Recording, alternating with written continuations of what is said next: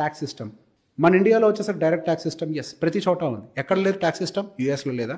యూఎస్లో ఇంకెక్కువ ఉంటుంది. కానీ మన దగ్గర ఉండే ట్యాక్స్ సిస్టమ్ తోటి వాట్ వీఆర్ గెటింగ్ బ్యాక్, మనం కట్టే ట్యాక్సెస్కి మనకి ఏం రిటర్న్ వస్తుంది?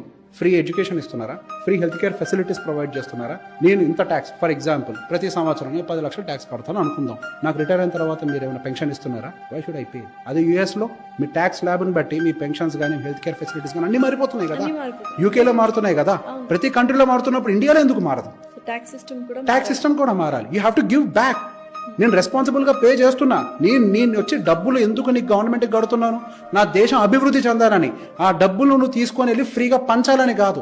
ఆ డబ్బులు నువ్వు సరిగా ఉపయోగించి నలుగురు చదువు చెప్తావని, ఆ డబ్బులను ఉపయోగించి నలుగురికి వైద్యం చేస్తావని చెప్పి, ఆ డబ్బులతోటి నువ్వు మంచి ఇన్ఫ్రాస్ట్రక్చర్ డెవలప్ చేసి మంచి రోడ్లు వేయించి అట్లీస్ట్ నేను ఇంటికి సేఫ్గా రీచ్ చేయాలని చూసుకుంటావని. కానీ నువ్వేం చేస్తున్నావు? ఆ డబ్బులు తీసుకెళ్ళి ఏం చేస్తున్నావు? ఫ్రీగా పంచుతున్నావు. నీ డబ్బులా? నీ జేబులోయా? నీ ఆస్తులు అమ్మేవా?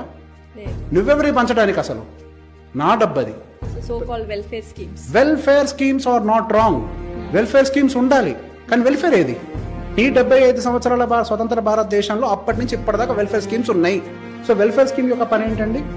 అట్టడుగున్న వాడిని పైకి లిఫ్ట్ చేయాలి.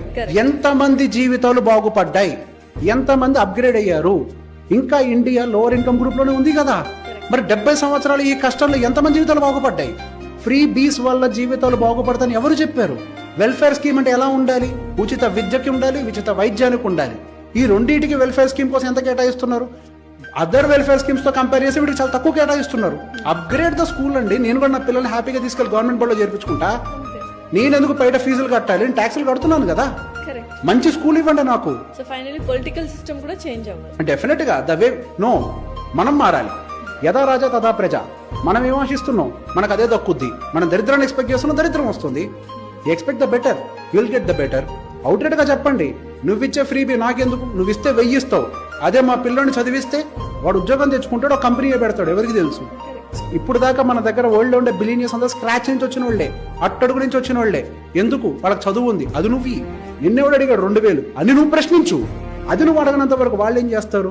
నువ్వు అడిగేది కదా వాళ్ళు ఇచ్చేది. వాళ్ళదేం తప్పులేదు. వాళ్ళ అమాయకులు అనుకోవాలి. వాళ్ళ అమాయకులే. ప్రజలే దొంగలు. మాటమేం లేదు. ప్రజలే దొంగలు. నాకు డబ్బులు కావాలని అడిగావు. నువ్వు అడిగావు కాబట్టే ఇస్తున్నారు. అంతే.